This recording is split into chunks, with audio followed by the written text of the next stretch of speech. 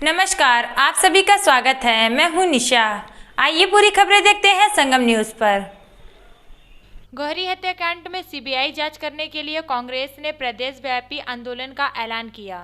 पासी बुद्धिजीवी महासम्मेलन में पहुंचे कांग्रेस के प्रदेश अध्यक्ष अजय कुमार लल्लू ने कहा कि दलितों पर अत्याचार रोकने में नाकाम सीएम योगी आदित्यनाथ को अब मठ में जाकर बैठ जाना चाहिए।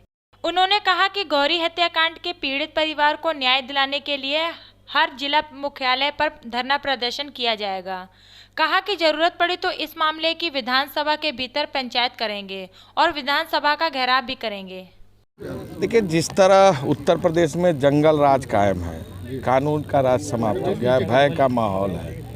गोहरी में घटना हुई, पिछले दिनों अमेठी में घटना हुई और उत्तर प्रदेश में तमाम जगहों पर जिस तरह दलितों की हत्या हो रही है, खासकर पासी समाज के एक परिवार के 4 लोगों की निर्मम हत्या जिस तरह गोहरी में हुई, अमेठी में हुई, यह दर्शाता है कि उत्तर प्रदेश में कानून का राज समाप्त हो गया है। योगी जी लगातार कानून व्यवस्था की बात करते हैं, गृह मंत्री दूरबीन से अपराधियों को देखने की बात करते हैं। क्या इस तरह का अपराध उनको नहीं दिखाई दे रहा है? कौन सी ऐसी परिस्थिति है? यह परिवार रोज न्याय मांग रहा था, मुख्यमंत्री के कार्यालय में, अधिकारियों के यहाँ चक्कर लगाता रहा, फिर भी इस परिवार को न्याय नहीं मिला। आदरणीय प्रियंका गांधी जी जब आई, मौके पर इस परिवार से मिली, यहाँ परिवार के लोगों ने बताया, उन्हीं के परिवार का एक लड़का जो देश की सीमा की रखवाली कर रहा है और दूसरी तरफ यहाँ कानून के रखवाले उनके परिवार की हिफाजत नहीं कर पा रहे हैं। ये जंगल राज नहीं तो और क्या है। आज कांग्रेस पार्टी श्रद्धांजलि सभा आयोजित की है।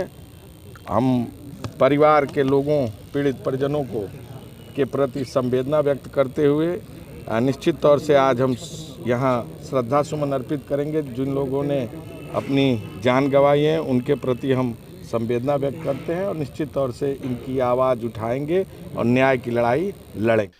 शिया वक्फ बोर्ड के पूर्व चेयरमैन वसीम रिजवी द्वारा हिंदू धर्म अपनाने का मामला इलाहाबाद हाई कोर्ट पहुंच गया है।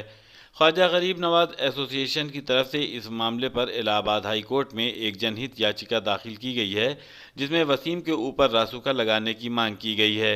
याचिकाकर्ता का कहना है कि वसीम रिजवी अपने बयानों और अपनी लिखी पुस्तक मोहम्मद के ज़रिए इस्लाम की छवि खराब कर रहा है, जिससे सांप्रदायिक सौहार्द बिगड़ सकता है। लिहाजा वसीम रिजवी पर देशद्रोह का मुकदमा चलाते हुए उन पर लीगल एक्शन लिया जाए और वसीम रिजवी के सोशल मीडिया के कंटेंट को डिलीट किया जाए।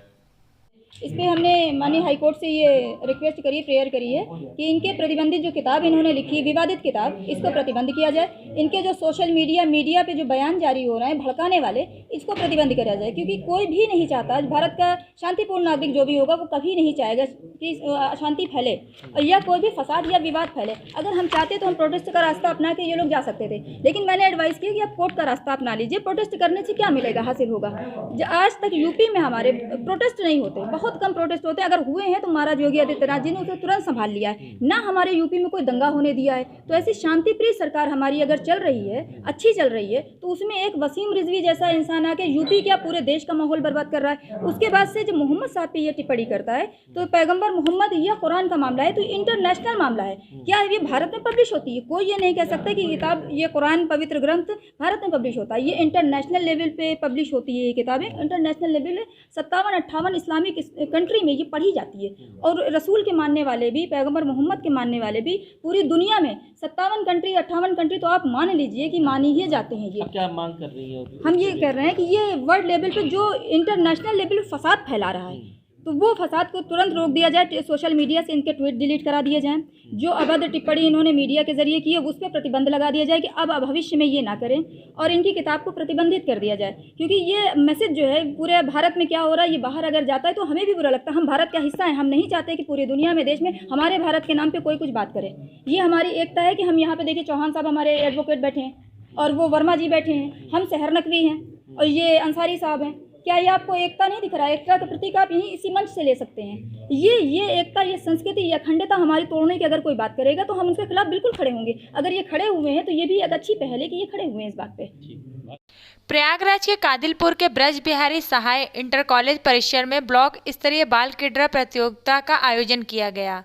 इस अवसर पर कई सांस्कृतिक कार्यक्रम भी पेश किए गए। आयोजन में भगवतपुर ब्लॉक के 11 न्याय पंचायतों के स्कूलों ने हिस्सा लिया। कार्यक्रम का शुभारंभ खंड शिक्षा अधिकारी ओम प्रकाश मिश्र और प्राथमिक शिक्षा संघ के जिलाध्यक्ष द्रवेंद्र श्रीवास्तव द्वारा दीप प्रज्वलन से किया गया। कार्यक्रम के आखिर में बेहतर प्रदर्शन करने वाले बालक और बालिकाओं को इनाम दिया गया। प्राथमिक स्तर के 50 मीटर दौड़ में बालक वर्ग में प्राथमिक विद्यालय पावन के छात्र मान सिंह व बालिका वर्ग में पीपल गांव की छात्रा रिया ने बाजी मारी। 100 मीटर दौड़ बालक वर्ग में पीपल गांव प्रथम के विशाल व बालिका वर्ग में पीपल गांव की रिया ने जीती। उच्च प्राथमिक स्तर 100 मीटर दौड़ बालक वर्ग में कुशवा के आलोक ने, बालिका वर्ग जलालपुर घोषी की प्रियंका ने रिंकी को पीछे छोड़ते हुए जीती। 200 मीटर दौड़ में बालक वर्ग की टिकरी उपहार के छात्र अरविंद कुमार ने 13 के रवि कुमार को पीछे कर जीत हासिल किया। गोहरी गांव में दलितों की हुई दर्दनाक हत्या के संदर्भ में आज प्रेस क्लब में राष्ट्रीय स्तर के फैक्ट फाइंडिंग टीम ने एक प्रेस वार्ता कर पूरे मामले में अब तक हुई कार्रवाई को और तेज करने की बात कही है। टीम के पदाधिकारियों में पूर्व IAS हरीशचंद्र, प्रोफेसर रमेश चंद्र दीक्षित व अन्य शामिल हैं। इनका कहना है कि अब तक की हुई जांच में कोई और महत्वपूर्ण बिंदुओं पर जांच करने की जरूरत है, जिस पर प्रशासन का ध्यान आकर्षित करना चाहते हैं।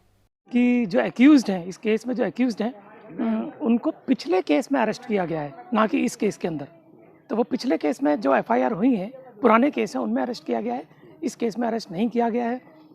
दूसरा, कुछ 2-3 लड़के हैं, उनमें से एक नाबालिग है, जिनको सिर्फ इस बिना पर अरेस्ट कर लिया गया है कि वो लड़की से, जो मृतक लड़की है, उससे बातचीत करते थे फ़ोन के ऊपर। तो ये बिल्कुल गलत हम लोगों को लग रहा है जो पुलिस का रवैया है।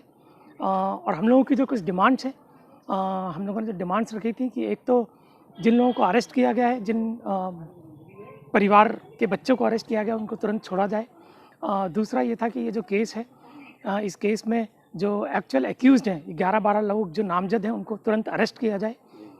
तीसरा ये था कि इस केस की जो सुनवाई है वो 60 दिन के अंदर अनुसूचित जाति जनजाति अत्याचार निवारण अधिनियम के तहत की जाए, 60 दिन के अंदर, और चार्जशीट फाइल की जाए। प्रयागराज के मुंडेरा इलाके में स्थित प्रतिष्ठित नारायण स्वरूप हॉस्पिटल में आज से एक नई शुरुआत की है। इस अस्पताल में दवा के साथ दुआ की जरूरत की अध्ययन करते हुए अस्पताल परिसर में एक मंदिर तैयार किया गया है। नारायण भगवान के मंदिर में आज विधिवत विधि विधान के साथ भगवान नारायण की मूर्ति की स्थापना की गई है। मंदिर में अन्य देवताओं की मूर्तियों का भी आज स्थापित किया गया है। अस्पताल के चारों तरफ दवा के साथ दुआ के असर को बताने वाले कई होर्डिंग्स भी लगाए गए हैं। इनमें सभी धर्मों के प्रतीक चिन्ह दर्ज हैं। महाराष्ट्र के व्यापारियों में उत्तर प्रदेश की साख को बट्टा लगाने वाले 2 ट्रक ड्राइवरों को दबोचकर औरैया की पुलिस ने न केवल सूबे के लोगों का सम्मान बरकरार रखा, बल्कि ट्रक ड्राइवरों द्वारा महाराष्ट्र के व्यापारी के माल को बेचकर 73 लाख से अधिक रुपया को भी उन्हीं ट्रक ड्राइवरों से बरामद करने में सफलता हासिल की है। औरैया के एरवा कटरा थाना परिसर में 5 दिसंबर 2021 को घबराए हुए पहुंचे महाराष्ट्र के 2 व्यापारियों की दशा देखकर पुलिस को ये आभास हो गया था कि मामला कुछ गड़बड़ है। पुलिस उनसे कुछ पूछती उससे पहले ही नागपुर के जरी पटकी पावर ग्रिड चौकी निवासी व्यापारी सरदार जसवीर सिंह ने पुलिस इंस्पेक्टर नवीन कुमार सिंह को सफ़ेद कागज़ पर लिखी हुई अपनी दरख्वास्त को पकड़ाते हुए बोले कि वो महाराष्ट्र प्रदेश के सुपारी व्यापारी हैं और देश के कई प्रांतों में वो व्यापारियों को सुपारी सप्लाई करते हैं।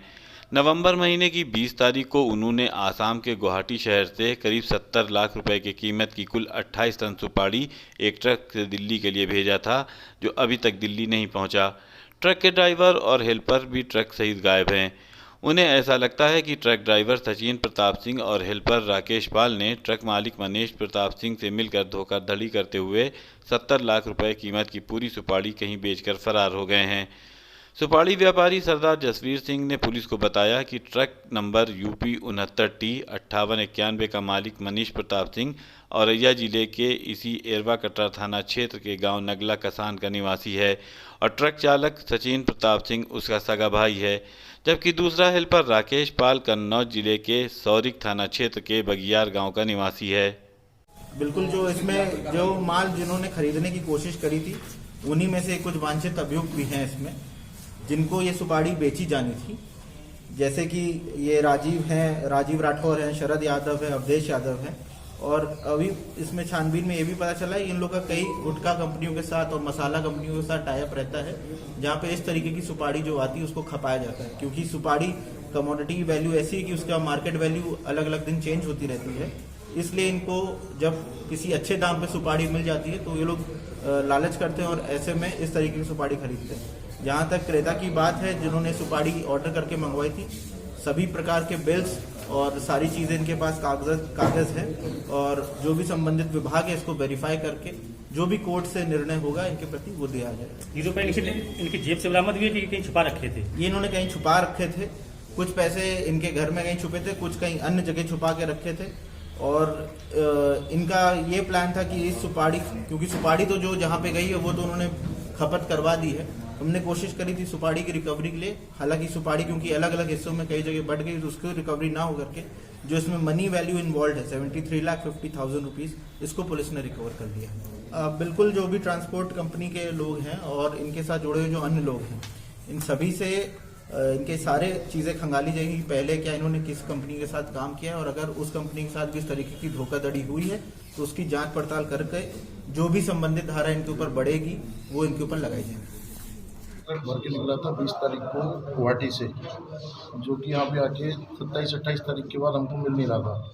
तो उसको हमने जांच करके ढूंढते जब यहाँ पहुँचे पता चला कि मोटर मालिक ने और इसके ड्राइवर ने इस माल को कहीं पे बेच दिया है।